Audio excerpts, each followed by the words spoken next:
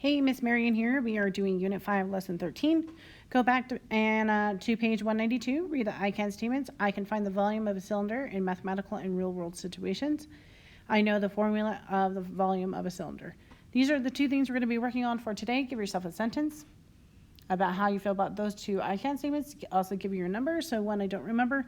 2, I kind of remember it. 3, I do remember it. And then 4, I can teach it to my friend. So before we go into everything, let's go ahead and remind ourselves some vocabulary about a circle. And so remember that with a circle, our diameter is all the way across. So our diameter is C to B. And then our radius and our diameter goes through the center point, and our radius starts at the center point and goes out only on one end to the edge of the circle. So our radius is going to be A to D. So just kind of remind yourself about this. As far as our diameter is all the way across, our radius is only halfway.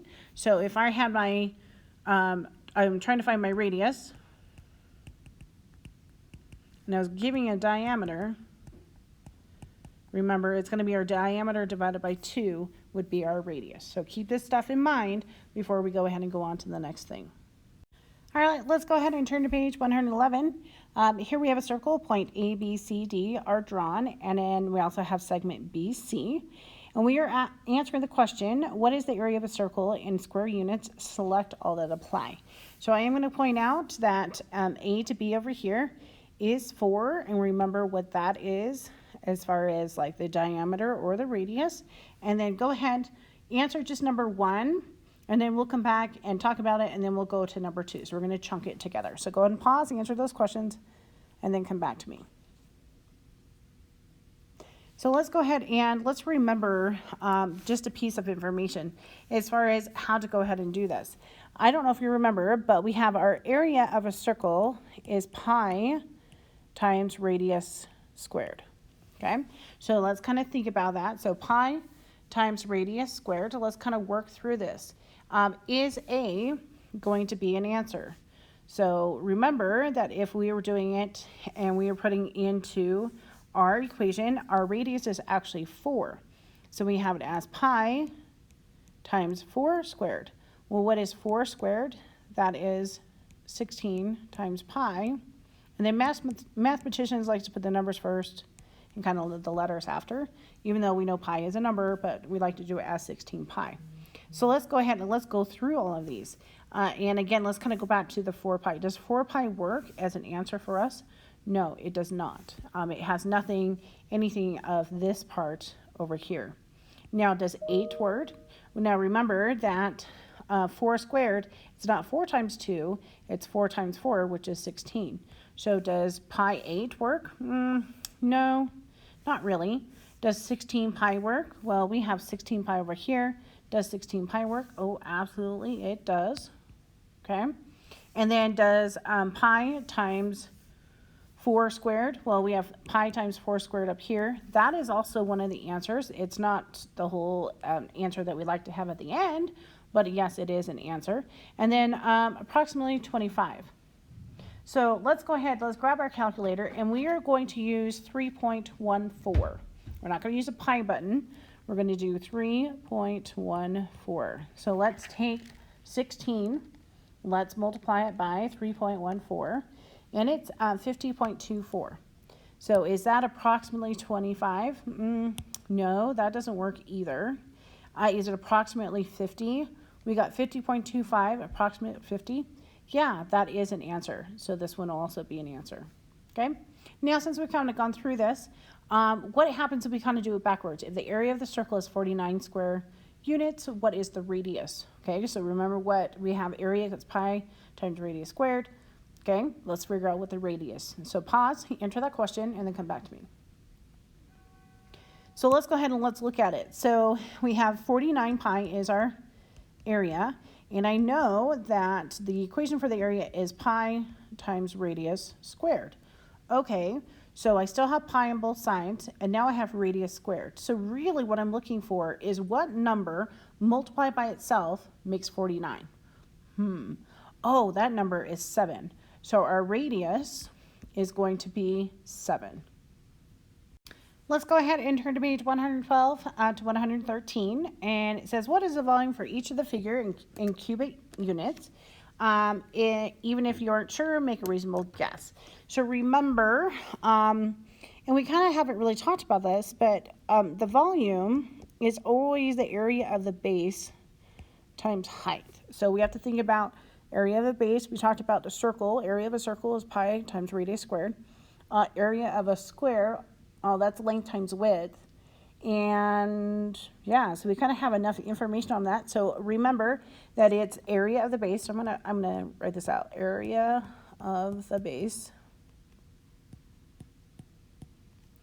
times height. Okay. So now knowing that, let's go ahead and let's go through A, B, and C. So well, sorry, not A, B, and C. Well, A, B, and C. We're looking for the volume of all of those.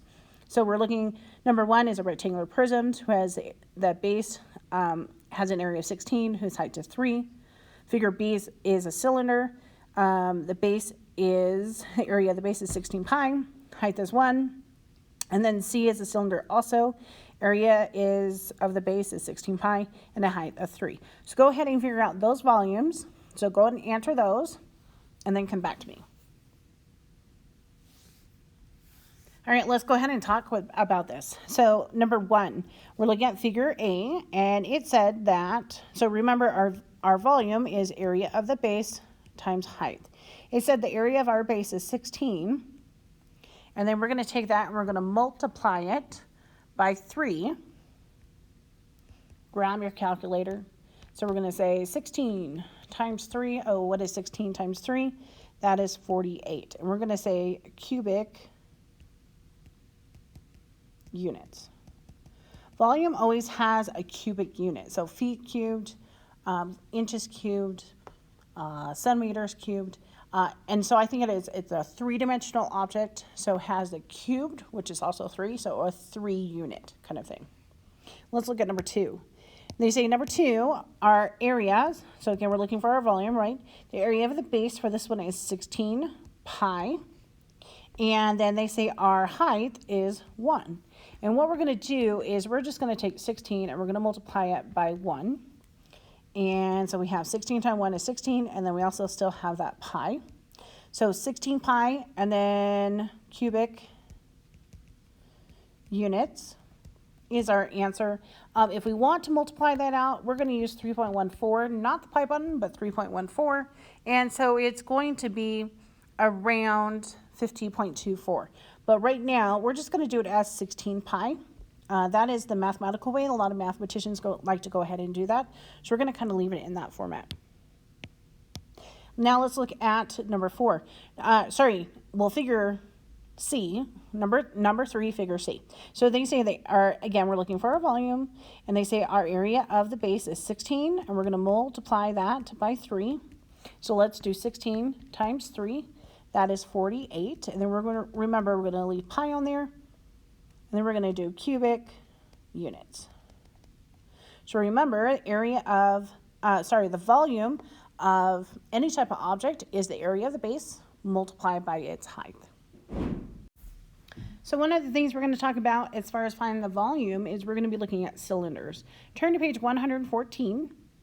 And what we're going to do is figure A through D. We're going to sketch a radius and its height and label the radius with R and the height. Okay, so right now we're just going to do A through D. We'll look at E and F in a second. Okay, right now I want you to sketch where the height is, sketch where the radius is, and label with R and H. So go ahead and pause and go ahead and do those answers. All right, let's go ahead and look at this. Let's look at A. A, we want to go ahead and we want to put in our radius and our height. So remember, our radius is always in our circle part. It goes from the center of the circle and it goes out. So I can label the top one. I could also label the bottom one if I want to.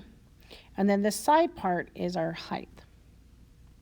So B, it's easier to label on the top. So remember, our radius goes from the center part of our circle out to the side of the circle, and then we have our height. And then we're going to look at the letter C. So we're going to have R and then also our H. Let's change our color so we can see it. So our H is actually this part. It's kind of skewed a little bit. It has to do with the picture, right? And then D, this is a little bit weird too. Our height is actually this tiny little piece here. And our radius, again, goes from the middle of the circle and then outward. So here's our radius and our height for A, B, C, and D. Now we're going to look at E and F. If you look at number 2, it says earlier we learned how to sketch a cylinder. Sketch cylinders for E and F, and then we're also going to label the R, the radius, and the H, which is the height. So go ahead and pause and do that, and then come back to me.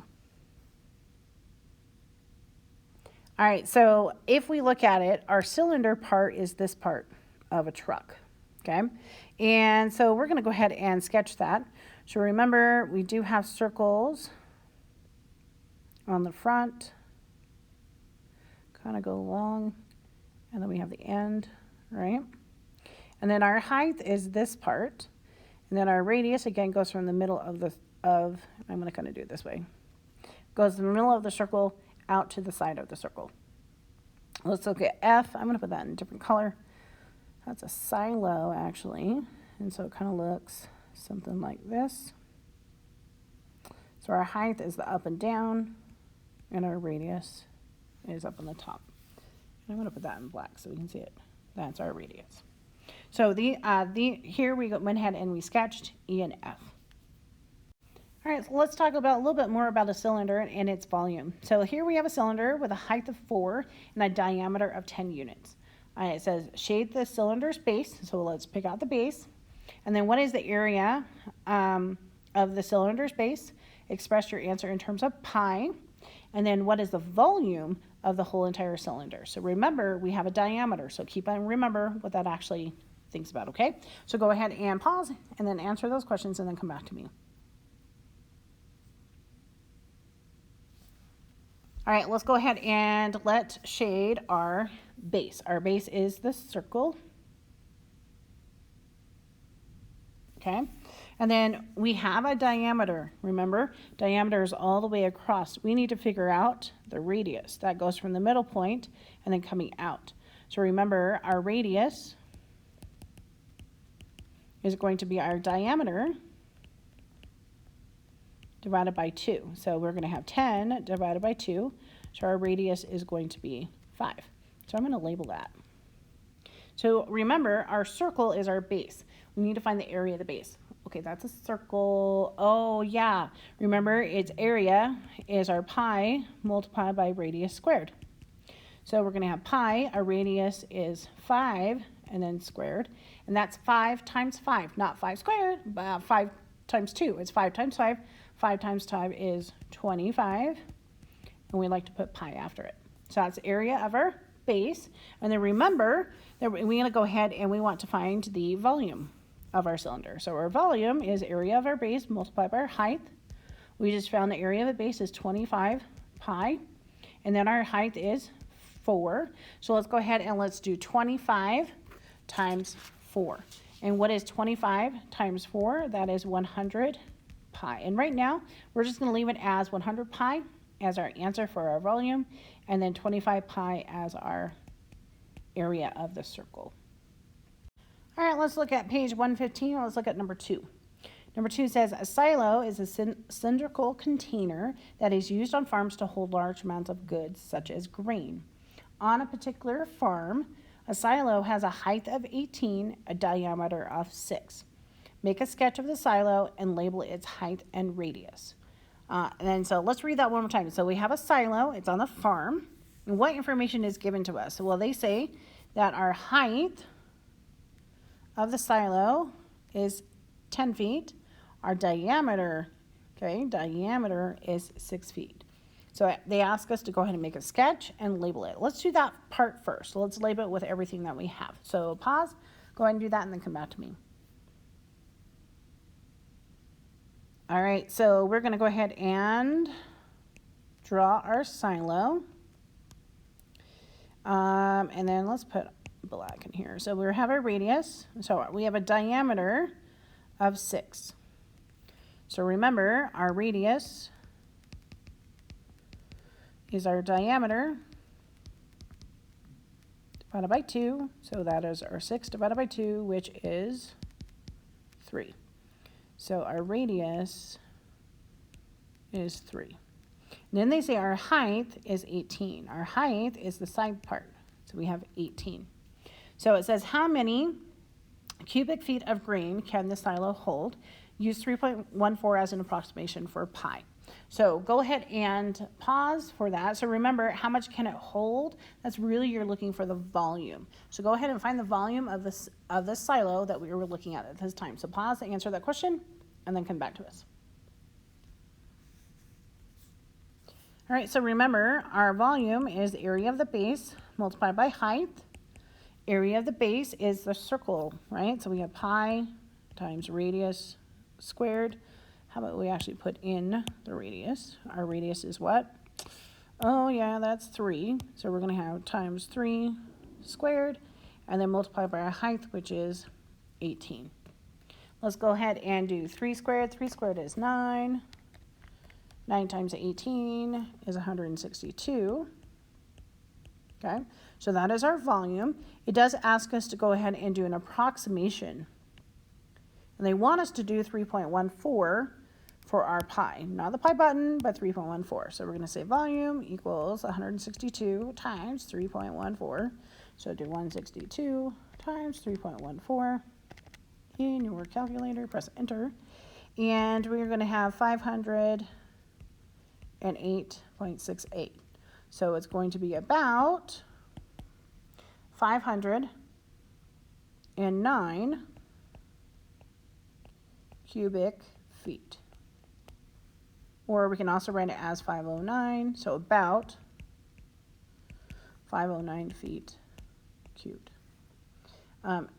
So kind of remember, we need to round up, right? We can't round down, we have to round up because that's our silo.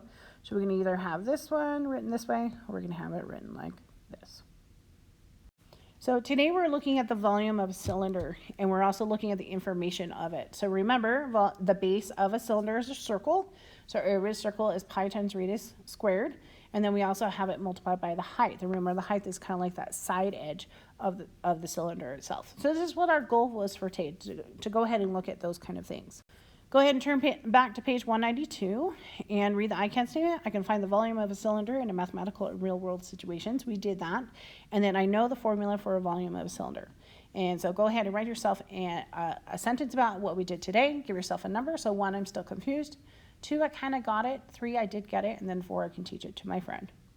Make sure you go ahead and do the practice problems for today that are found in Canvas, and have a wonderful day. Bye.